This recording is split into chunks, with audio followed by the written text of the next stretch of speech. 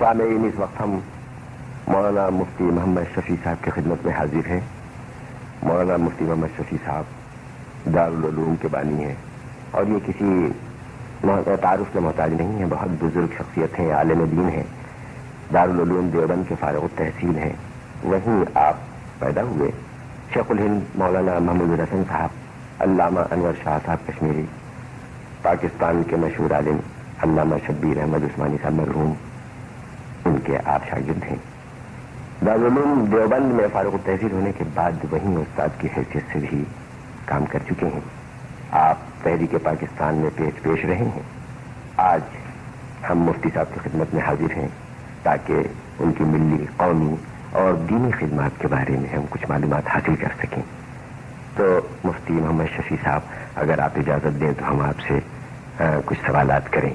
بہتر ہے، جو سوال آپ کرنے والے ہیں کر لیں، لیکن میں اپنی شخصیت اور اپنے حالات کو جتنا جانتا ہوں اس کے پیش نظر تو میرا جواب وہ ہے جو میں نے ایک شعر میں بہت عرصہ پہلے کہا ہے، وہ یہ ہے: بگذر زمن کہ حال تزارم ندیدہ بے، بگزار حال من کہ ہمیں نہ شنیدہ بے۔ مفتی صاحب، یہ شعر تو واقعی مخوب ہے، لیکن میں آپ سے یہ جسارت کروں گا کہ آپ مجھے کچھ اپنی شروع کی جو تعلیم ہے، ابتدائی تعلیم، اس پر کچھ آپ روشنی ڈالیں۔ کب سے آپ نے تعلیم شروع کی اور کہاں کہاں اور کن کن اداروں میں آپ نے اپنی تعلیم حاصل کی؟ حکم کی تعمیل کرتا ہوں۔ صورتحال یہ ہے کہ میں ایک ناکارہ انسان ہوں، کسی قسم کا کوئی کمال نہیں رکھتا، مگر اللہ جل شانہ کی نعمتیں مجھ پر بے شمار ہوئی۔ ان نعمتوں میں سے سب سے بڑی نعمت یہ ہے کہ اس نے ایک مسلمان دیندار علمی گھرانے میں مجھے پیدا فرمایا، اور میں نے آنکھ ایسی جگہ کھولی کہ جہاں اول سے آخر تک دین کا چرچا تھا، دین کے کلمات کان میں پڑھتے تھے، بچپن میں بزرگوں کے قصے سنا کرتا تھا۔ میں نے اپنے بچپن کا کھیل بھی دارالعلوم دیوبند کے احاطے میں کھیلا ہے کہ جہاں ہر طرف آتے جاتے اللہ کے اولیاء پر نظریں پڑتی تھی۔ یہ میرا بچپن تھا، اور چونکہ میرے والد ماجد دارالعلوم کے مدرس تھے تو انہی کی خدمت میں بیٹھا کرتا تھا بچپن کا وقت گزارنے کے لیے۔ اس کے بعد دارالعلوم دیوبندی میں حافظ عبدالعظیم صاحب ایک بزرگ حافظ تھے، حفظ قرآن کے استاد تھے، ان سے میں نے تعلیم حاصل کرنی شروع کی۔ اور مجھے یاد ہے کہ میرے والد ماجد کے پاس ایک خط آیا تھا حضرت گنگوئی رحمۃ اللہ علیہ کا، جس میں حضرت گنگوئی رحمۃ اللہ علیہ نے میرے بارے میں یہ لکھا تھا کہ تولد فرزند سے مسرت ہوئی، نام اس کا محمد شفیع رکھنا۔ اور اس کے بعد پھر ایک خط دوسرا آیا جب میں نے قرآن کی تعلیم شروع کی، تو حضرت نے لکھا تھا اس میں کہ میں دعا کرتا ہوں انشاءاللہ اللہ تعالیٰ ان کو علم عطا فرمائے۔ میرے تعلیم کی بنیاد یہاں سے شروع ہوئی، حضرت گنگوئی رحمۃ اللہ علیہ کی دعا اور حضرت حافظ عبدالعظیم صاحب کی خدمت میں رہنے کا اتفاق ہوا۔ یہ ایک فرشتہ صفت بزرگ تھے۔ تھوڑے دنوں کے بعد ان کی وفات ہو گئی تو دوسرے اساتذہ کے میں سپرد کیا گیا، اور بالآخر قرآن مجید کی تعلیم سے فارغ ہو کر میں پھر اپنے والد ماجد سے فارسی ریاضی کی تعلیم میں مشغول ہو گیا، اور انہی کی خدمت میں رہتے ہوئے درجہ فارسی کی تعلیم کے زمانے میں میں نے ابتدائی عربی کتابیں بھی اپنے والد ماجد سے ہی پڑھی۔ سن 30 ہجری تھا غالباً، جس میں میری عمر تقریباً 14-15 سال کی ہوگی، جس وقت میں نے دارالعلوم دیوبند کے عربی درجے میں ضابطے کا داخلہ لیا۔ تو یہ زمانہ وہ تھا کہ جس وقت حضرت شیخ الہند مولانا محمود الحسن صاحب قدس اللہ سرہ دارالعلوم میں درس بخاری دیا کرتے تھے۔ میں اس باقاعدہ تو ان سے درس حاصل کرنے کے قابل نہیں تھا، بچپن کی ابتدائی میری تعلیم تھی، لیکن یہ معمول تھا تمام مدرسے کا کہ حضرت شیخ الہند رحمۃ اللہ علیہ جو بخاری شریف شروع کراتے تو سب مجمع جمع ہو جاتا تھا اور ختم کرانے پر بھی سب جمع ہوتے تھے۔ اس طرح سے بخاری شریف کی ابتدائی اور آخری حدیثیں میں نے حضرت شیخ الہند رحمۃ اللہ علیہ سے گویا بار بار پڑھی ہیں، ان کے میں شرکت کی ہے۔ اس سے زائد کوئی حضرت شیخ الہند رحمۃ اللہ علیہ سے پڑھنے کا اتفاق نہیں ہوا۔ البتہ بزرگوں کی صحبت چونکہ بچپن سے ملی تھی تو مجھے کبھی بچوں کے عام کھیلوں سے دلچسپی نہیں ہوئی۔ جب مجھے کوئی وقت ملتا میں حضرت شیخ الہند رحمۃ اللہ علیہ کی خدمت میں حاضر ہوا کرتا تھا۔ میرا بچپن کا فارغ وقت اسی میں گزرتا تھا۔ حضرت شیخ الہند رحمۃ اللہ علیہ بھی مجھ پر خاص عنایت فرمایا کرتے تھے۔ یہ وہ زمانہ تھا کہ جب خلافت عثمانی کے سقوط کا زمانہ گویا قریب تھا اور دول یورپ نے متفقہ حملہ اسلامی خلافت پر کیا تھا۔ اس زمانے میں میں نے یہ محسوس کیا کہ حضرت شیخ الہند رحمۃ اللہ علیہ بہت بے چین رہتے تھے اور اپنے علمی اور درس تدریس کے شغل میں بھی کچھ کمی آئی، بیشتر اخبارات پڑھتے رہتے تھے اور اسی طرح کی گفتگو ہوتی تھی۔ میرا بچپن تھا، میں زیادہ واقف نہیں تھا، لیکن میں یہ دیکھا کرتا تھا کہ حضرت شیخ الہند رحمۃ اللہ علیہ کسی خاص مہم میں لگے ہوئے ہیں اور اس سے زائد کے سمجھنے کی صلاحیت بھی نہیں تھی۔ لیکن حضرت شیخ الہند رحمۃ اللہ علیہ کچھ عرصے کے بعد پھر انہوں نے یہاں ہم سب سے یہ کہہ کر عزم سفر کیا تھا کہ میں حج کے لیے جا رہا ہوں۔ عام اعلان یہی تھا۔ ہم اس وقت رو رہے تھے کہ ہمارے حضرت اب حج کے لیے جا رہے ہیں، ضعیفی کا وقت ہے، معلوم نہیں آگے کیا صورت ہونے والی ہے۔ اس سے زائد ہمیں کوئی خبر نہیں تھی۔ اس کے بعد ہم نے سنا کہ وہ مکہ معظمہ میں انگریزوں نے ان کو گرفتار کیا، وہ گرفتار کر کے مالٹا جیل میں بھیجا۔ 4 سال حضرت رحمۃ اللہ علیہ نے مالٹا جیل میں گزارے۔ اللہ کا ہزار شکر احسان ہے کہ جب حضرت مالٹا سے واپس آئے اس وقت میں تقریباً اپنے درسی علوم سے فارغ ہو چکا تھا اور حضرت کی خدمت میں حاضری پرلطف انداز میں ہوتی رہی، مگر وہ بہت تھوڑا زمانہ تھا۔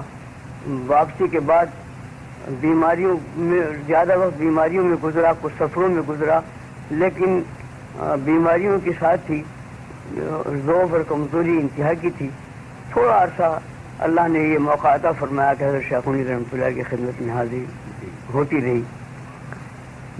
باقاعدہ میری تعلیم دیوبند کے دوسرے اساتذہ سے ہوئی، جن میں سب سے بڑے صدر مدرس اس زمانے میں حضرت مولانا علامہ انور شاہ کشمیری رحمۃ اللہ علیہ، مولانا سید اصغر حسین صاحب رحمۃ اللہ علیہ، مولانا مفتی عزیز الرحمان صاحب رحمۃ اللہ علیہ، مولانا اعزاز علی صاحب، مولانا محمد ابراہیم صاحب، مولانا رسول خان صاحب، یہ میرے استاد ہیں کہ جن سے میری مسلسل تعلیم ہوئی۔ ہاں، حضرت مولانا سید اصغر حسین صاحب رحمۃ اللہ علیہ جو گویا ایک مادرزاد ولی مشہور تھے، ان کو مجھ پر خاص عنایت تھی، ان سے بہت سے اسباق پڑھنے کا اتفاق ہوا۔ شیخ الاسلام حضرت مولانا شبیر احمد عثمانی رحمۃ اللہ علیہ میرے پھوپھیزاد بھائی بھی تھے اور میرے استاد بھی۔ ان سے بہت سی کتابیں پڑھنے کا اتفاق بھی ہوا اور پھر جب تحریک پاکستان میں انہوں نے حصہ لیا تو ان کی شرکت میں بہت سے سفر کرنے کا بھی اتفاق ہوا اور کام کرنے کا بھی۔ اللہ تعالیٰ نے ان بزرگوں کی عنایت کے ساتھ میری تعلیم پوری فرمائی اور سن 1336 ہجری میں میں نے تمام اپنے علوم و فنون سے فراغت حاصل کر کے خود دارالعلوم ہی میں مجھے کچھ ابتدائی اسباق پڑھانے کے لیے دے دیے گئے۔ سن 1336 ہجری سے مسلسل میں تعلیم کا کام دارالعلوم دیوبند میں کرتا گیا۔ اپنے اساتذہ کے آغوش میں رہ کر ہی درس تدریس کا کام انجام دیا۔ اسی عرصے میں حضرت استاد مولانا مفتی عزیز الرحمان صاحب رحمۃ اللہ علیہ کا انتقال ہوا، تو دارالعلوم کا دارالفتہ مسجد افتاح سے خالی ہوا۔ اس کے لیے ابتدا میں کچھ دوسرے حضرات کا انتخاب عمل میں آیا، مگر ایک یا دو سال کے بعد پھر بزرگان دیوبند نے، جن میں اس وقت سب سے بڑے کام کرنے والے مولانا حسین احمد صاحب مدنی رحمۃ اللہ علیہ تھے، وہی اس وقت زمانے میں صدر مدرس تھے، ان سب حضرات نے مجھے دارالفتہ پر میں صدر مفتی کی حیثیت سے مقرر فرمایا۔ سن 1349 سے خدمت افتاح میں مشغول ہوا، اور اس کے ساتھ ہی ساتھ حدیث کی کتاب ابو داؤد میرے سپرد تھی، وہ میں پڑھاتا رہا۔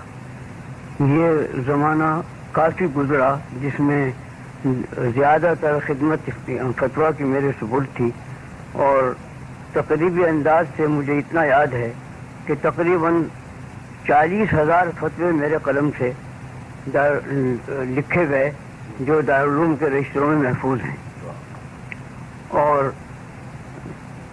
سنن ابی داؤد ہر سال پڑھاتا گیا۔ ایک زمانہ دراز اسی انداز میں گزرا۔ اس کے بعد پھر تحریک پاکستان شروع ہوئی، اور اتفاق سے دارالعلوم دیوبند میں سیاسی نظریات ٹکرائے۔ بعض حضرات کانگریسی سیاست کے حامی تھے، میں اور مولانا شبیر احمد صاحب عثمانی رحمۃ اللہ علیہ اور دوسرے چند بزرگ حضرت مولانا حکیم علومت تھانوی رحمۃ اللہ علیہ کے اتباع میں، ان کی مائیت میں مسلم لیگ کی حمایت اور پاکستان کی حمایت میں تھے، اور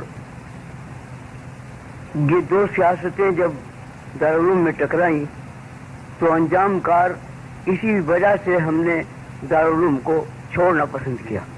دارالعلوم سے مستعفی ہو کر ہم مستقل طور پر پاکستان کے مسائل کے لیے لگ گئے، اور ہندوستان کے مدراس سے لے کر کراچی تک مسلسل دورے کیے، مختلف شہروں میں جلسے جلوس ہوتے رہے۔ آخر میں ریفرنڈم میں، سرحد کے ریفرنڈم میں مولانا شبیر احمد عثمانی رحمۃ اللہ علیہ کی مائیت میں اس کے 6 ضلعوں کا تفصیلی دورہ کیا، اور بالآخر پاکستان اللہ تعالیٰ نے بنا دیا۔ تو حضرت مولانا شبیر احمد صاحب رحمۃ اللہ علیہ پاکستان بننے کی تاریخی میں اسی رات میں یہاں پہنچ گئے تھے، میں اس وقت دیوبند میں رہ گیا، اور بستر میرا اسی وقت سے بندھا رہا اس خیال سے کہ میں بھی پاکستان پہنچوں، مگر پاکستان بننے کے ساتھ ساتھ ہی جو خوریزی مشرقی پنجاب میں شروع ہوئی اور راستے بند ہوئے، ان کی وجہ سے آنا جانا مشکل ہو گیا۔ 8 مہینے کے بعد حضرت مولانا شبیر احمد صاحب عثمانی رحمۃ اللہ علیہ ہی کی طلب پر پھر میں پاکستان حاضر ہوا، اور اس وقت پیش نظر یہ تھا کہ اسلامی دستور کا ایک خاکہ ہم مرتب کریں، جس کے لیے ہندوستان سے مجھے اور مولانا سید سلیمان صاحب ندوی رحمۃ اللہ علیہ کو اور ڈاکٹر حمید اللہ صاحب حیدرآبادی کو، مولانا مناظر احسن گیلانی کو بلایا گیا تھا۔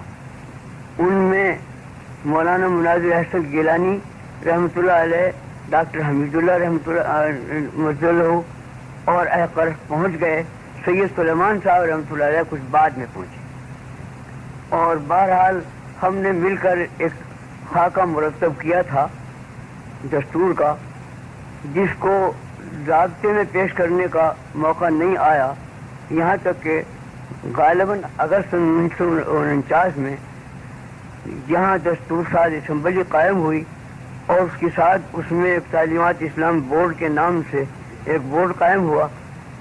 اس کے لیے حضرت مولانا عثمانی رحمۃ اللہ علیہ کو رجال کار کے انتخاب کو اختیار دیا گیا، انہوں نے میرا نام بھی تجویز فرمایا اور بھی انہی حضرات کا جو جن کا پہلے ابھی ذکر کیا ہے نام تجویز کیا، اور ان میں سے اکثر حضرات تشریف لیا ہے۔ انہوں نے 4 سال کی مسلسل کوشش میں ایک دستوری خاکہ مرتب کیا جو اسمبلی کے ارکان کو دے دیا گیا۔ اس دستوری خاکے کا ابتدائی حصہ جو قرارداد مقاصد کے نام اور عنوان سے مشہور ہے، اس کو شیخ الاسلام مولانا شبیر احمد صاحب عثمانی رحمۃ اللہ علیہ نے خود پیش فرمایا تھا۔ وہ حصہ ہی بنیاد دستور کی تھی، اس کو تو وہ اتفاق اسمبلی نے منظور کر لیا اور آج تک ہر دستور میں وہ شامل رہا۔ لیکن باقی رپورٹ ہماری وہ کچھ لیاقت علی صاحب مرحوم کی وفات کے بعد وہ کچھ ایسے سیاسی چکر میں پڑ گئی کہ انجام اس کا یہ کہ ہمیں معلوم نہیں ہوا، نہ اس کی کہیں اشاعت ہوئی، نہ اس پر کتنا کچھ عمل کا انداز معلوم ہوا۔ بہرحال اس کے متعلق ہمیں کچھ زیادہ معلومات نہیں کہاں گئی، کیا صورت ہوئی۔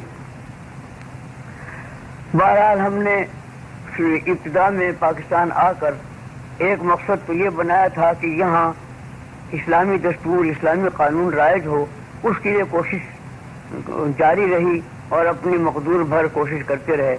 دوسرا کام پیش نظر یہ تھا کہ یہاں سیاسی اعتبار سے جو جماعتیں کام کر رہی ہیں، جمعیت علماء اسلام کے نام سے ایک جمعیت پاکستان بننے سے پہلے بنائی گئی تھی ہندوستان میں، جس کے صدر مولانا شبیر احمد عثمانی رحمۃ اللہ علیہ تھے، اور وہ پاکستان بنانے میں بہت پیش رہی اور بحمداللہ اس کے مساعی کامیاب ہوئی۔ ایک مقصد یہ بھی تھا کہ یہ جماعت کسی طرح قائم رہے اور آئندہ پاکستان کے بنانے میں اور پاکستان کی تعمیر میں وہ کام کرے۔ اس کے لیے بھی ایک زمانہ تک کچھ محنتیں اٹھائی گئی، لیکن حقیقت یہ ہے کہ وہ کامیاب نہ ہوئی۔ تیسرا ایک مقصد یہ تھا کہ جس وقت ہم نے دارالعلوم دیوبند چھوڑا تو ہمیں سب سے بڑا افسوس اس کا تھا کہ ایسے مرکز علوم کو ہم چھوڑ کر جا رہے ہیں کہ جس کی نظیر ہندوستان میں کیا بیرون ہند بھی بہت کم کہیں پائی جاتی تھی، اور اس کے مثل یا اس کے قریب کوئی اور روسی درسگاہ نہیں تھی۔ خصوصاً جس خطے میں ہم منتقل ہوئے کراچی، اس میں ایک چھوٹے سے مدرسے کے علاوہ کوئی مدرسہ نہیں تھا۔ اس وقت اپنے مقاصد میں سے یہ بھی تھا کہ یہاں کوئی ایک پاکستان کے مناسب حال اور کراچی جیسی مرکزی جگہ کے مناسب حال کوئی اچھا مرکزی دارالعلوم قائم کیا جائے۔ یہ کوشش حضرت مولانا شبیر احمد عثمانی رحمۃ اللہ علیہ نے اپنی زندگی میں شروع فرمائی تھی۔ میں بھی اس میں حاضر رہتا تھا، لیکن اتفاق وقت یہ ہے کہ مولانا شبیر احمد عثمانی رحمۃ اللہ علیہ کی وفات بہت جلد ہو گئی۔ کچھ عرصے کے بعد ہی ہم گویا کہ یتیم کی حیثیت سے پاکستان میں رہ گئے، مگر مولانا کی وفات کے بعد یہ خیال اور زیادہ قوی ہوتا گیا کہ ہمیں کوئی مرکزی دارالعلوم یہاں ضرور قائم کر لینا چاہیے۔ اس سلسلے میں کچھ کوششیں کی گئی اور الحمدللہ وہ کامیاب ہوئی۔ اللہ کا شکر ہے کہ آج 22 سال ہو چکے ہیں اس دارالعلوم کے قیام کو، اور روز بروز ترقی کر رہا ہے۔ مفتی صاحب، اس وقت بھی تو آپ اس دارالعلوم کے غالباً صدر ہیں؟ جی ہاں، اللہ تعالیٰ نے اس بندے کے ہاتھ پر دارالعلوم کی بنیاد رکھوائی، اور دارالعلوم کی پوری ذمہ داری در حقیقت میرے سر ہے۔ ایک مجلس شورا ہے جس کو پورے اختیارات حاصل ہیں، اس کا بھی صدر میں ہی ہوں۔ باقی انتظام کرنے والے دوسرے حضرات ہیں جو ناظم کہلاتے ہیں۔ اچھا مفتی صاحب، آپ تو غالباً پاکستان بننے کے بعد جب آپ پاکستان منتقل ہو گئے تو اس کے بعد آپ کو کبھی کوئی بیرونی ممالک جانے کا کوئی اتفاق ہوا؟ اللہ کا شکر ہے، حجاز مقدس تو بار بار جانا ہوا حج کے لیے، عمرے کے لیے، اور ایک مرتبہ وہاں رابطہ عالم اسلامی کے اجلاس میں سرکاری طور پر دعوت کے سلسلے میں بھی حاضر ہوئی، اور ایک مرتبہ غالباً سن 56 تھا، جس میں دمشق میں ایک مؤتمر عالم اسلامی کے نام سے علماء کا بہت بڑا اجتماع ہوا تھا، جس میں انڈونیشیا سے لے کر مراکش تک کے علماء جمع تھے۔ اس میں بھی شرکت کا اتفاق ہوا، جس کے اجلاس دمشق میں، پھر اردن میں، پھر بیت المقدس میں، متعدد جگہوں میں ہوئے۔ اسی سلسلے میں بیروت میں بھی کچھ دیر ٹھہرنا پڑا۔ ایک مرتبہ سفر جنوبی افریقہ کا، مشرقی کچھ تھوڑا سا مشرقی افریقہ میں اور زیادہ جنوبی افریقہ میں، تقریباً 1 مہینے کے قریب یہ دورہ تبلیغی انداز کا کرنے کا اتفاق ہوا۔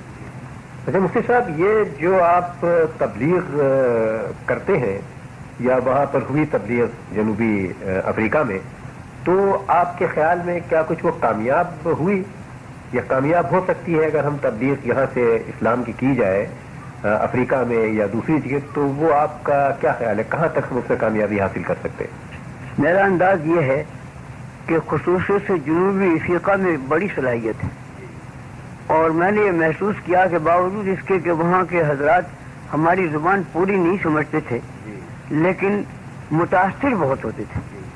ان کی زندگیوں میں انقلاب آیا۔ چند روز کے قیام میں بہت سے لوگوں کو میں نے دیکھا کہ جن کی زندگیاں پوری بدل گئی اور بالکل اسلام کے ساتھی میں ڈھل گئی۔ یہ تو میں نے جنوبی افریقہ میں تجربہ کیا۔ مشرقی افریقہ میں مجھے زیادہ چلنے پھرنے کا اتفاق نہیں ہوا، لیکن انداز یہ ہے کہ وہاں بھی صلاحیت اس چیز کی موجود ہے، اور ضرورت ہے کہ تبلیغ کا زیادہ سے زیادہ پروگرام وہاں چلایا جائے۔ ایک سوال میں صاحب آپ سے اور کروں گا، وہ یہ ہے کہ آپ دمشق لے گئے تشریف، حجاز گئے اور بیروت گئے اور وہاں کے بڑے بڑے علماء سے ملاقات کی آپ نے، تو آپ کا کیا خیال ہے وہاں کے علماء پاکستان کے متعلق، ان کا کیا خیال ہے، کیا وہ سوچتے ہیں پاکستان کے متعلق؟ جس وقت ہمارے یہ سفر ہوئے ہیں وہ وقت ایسا تھا کہ پاکستان کی طرف سارے عالم اسلام کی نظر لگی ہوئی تھی اور تمنائیں وابستہ تھی، اور بڑی عزت سے پاکستان کو دیکھا جاتا تھا۔ جہاں یہ معلوم ہو جائے کہ کوئی شخص پاکستانی ہے تو تمام اسلامی ممالک کے لوگ ان کی بڑی تعظیم کیا کرتے تھے۔ افسوس ہے کہ دیکھتے ہی دیکھتے یہ نقشہ پلٹ گیا۔ مفتی صاحب، میں آپ سے حضرت شیخ الہند مولانا محمود الحسن کے متعلق اگر آپ 2-4 جملے بیان فرمائیں تو وہ بہرحال بہت ہی، یعنی ہمارے لیے بہت ہی وہ ایک سرمایہ ہوں گے، کیونکہ یہ بہت بڑے عالم اور بہت بڑے مجاہد تھے۔ تو میں آپ سے گزارش کروں گا کہ ان کے متعلق چند جملے آپ ارشاد فرمائیں۔ ان کے حالات پر 2 مستقل کتابیں چھپی ہوئی بھی موجود ہیں۔ ایک مولانا سید اصغر حسین صاحب رحمۃ اللہ علیہ نے حیات شیخ الہند کے نام سے تحریر فرمائی ہے، دوسری مولانا حسین احمد صاحب مدنی رحمۃ اللہ علیہ نے اسیر مالٹا کے نام سے شائع فرمائی ہے۔ چھپی ہوئی کتابیں موجود ہیں۔ میں اس زمانے میں چونکہ بالکل ابتدائی عمر میں تھا، کچھ زیادہ سمجھنے کے بھی قابل نہیں تھا کہ حضرت شیخ الہند رحمۃ اللہ علیہ کے مسائل کو میں سمجھ سکتا۔ البتہ جیسے آپ نے فرمایا مجاہد، اس کا ایک واقعہ اس وقت یاد آ گیا۔ میں چونکہ چھوٹا بچہ سا تھا، اس لیے مجھے روک ٹوک نہیں تھی۔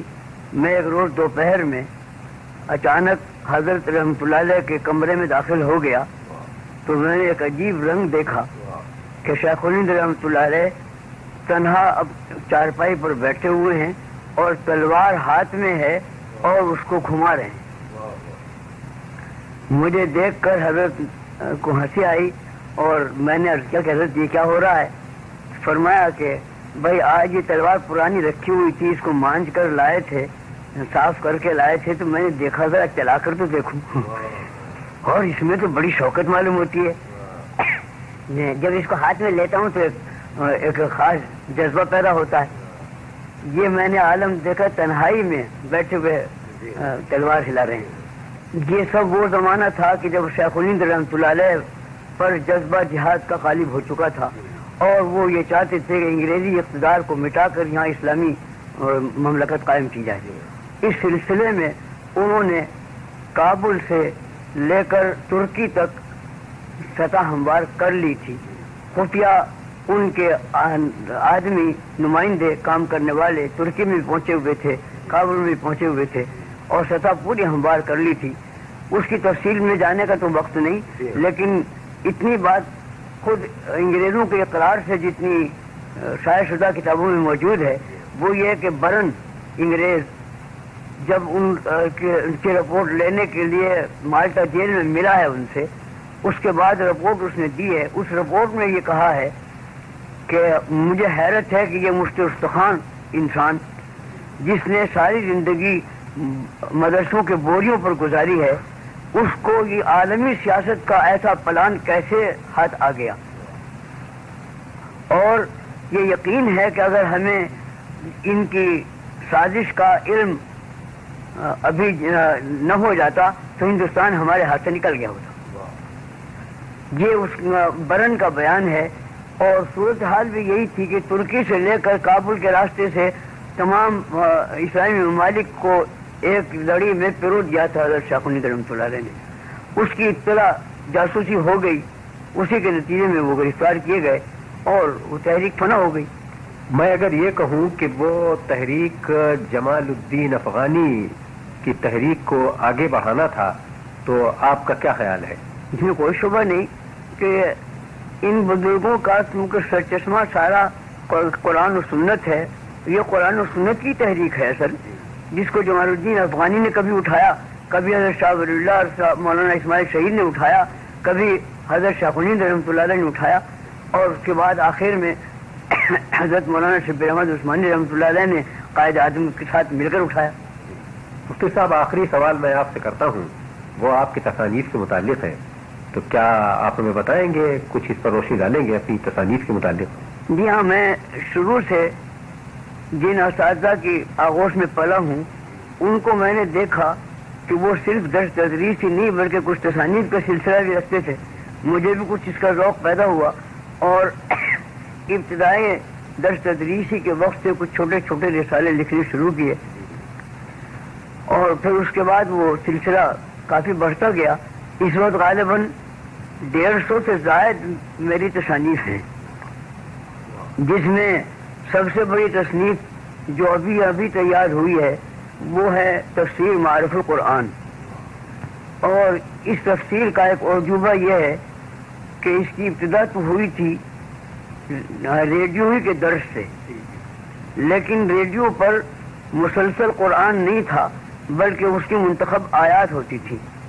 اس کے بعد اس کو جب کتابی شکل میں لانے کا ارادہ ہوا تو یہ وہ وقت تھا کہ جب میں بیماری سے بستر پر لیٹا ہوا تھا اور اس کا افسوس مجھے ہو رہا تھا کہ اوراق جو لکھے ہوئے ہیں موجود یہ یوں ہی ضائع ہو جائیں گے. اگر اس کا جو درمیانی آیتیں ہیں وہ رد پورا کر دیا جاتا تو قابل اشاعت ہو جاتی. اسی بیماری کے زمانے میں اللہ نے دل میں ڈالا کہ لیٹے لیٹے کچھ کام شروع کیا جائے. اسی وقت سے یہ کام شروع ہوا اور الحمدللہ 5 سال کی مدت میں جو زیادہ بیماریوں ہی کا وقت تھا اور بیماریوں کے علاوہ ملک میں طرح طرح کے فتنوں کا وقت تھا, انہی حالات میں اللہ تعالیٰ نے اس کی تصنیف پوری کرائی اور الحمدللہ وہ 8 جلدوں میں چھپ کر تیار ہو گئی. اس کے علاوہ اور چھوٹی بڑی بہت سی تصانیف ہوتی رہی ہیں جن کی تفصیل میں جانا مشکل ہے. بہت بہت شکریہ مفتی صاحب آپ کا, آپ نے ہمیں اتنا وقت دیا اور اس پیری اور بزرگی میں مجھے یہاں آنے کا شرف حاصل ہوا. بہت بہت شکریہ.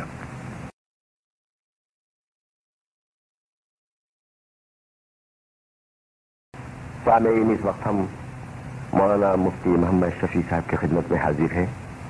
مولانا مفتی محمد شفیع صاحب دارالعلوم کے بانی ہیں اور یہ کسی تعارف کے محتاج نہیں ہیں, بہت بزرگ شخصیت ہیں, عالم دین ہیں.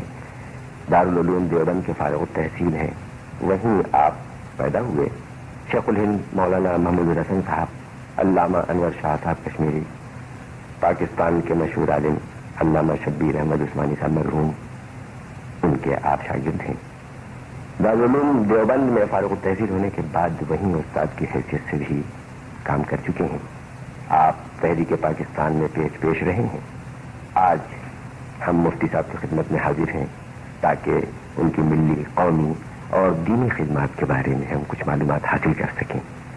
تو مفتی محمد شفیع صاحب اگر آپ اجازت دیں.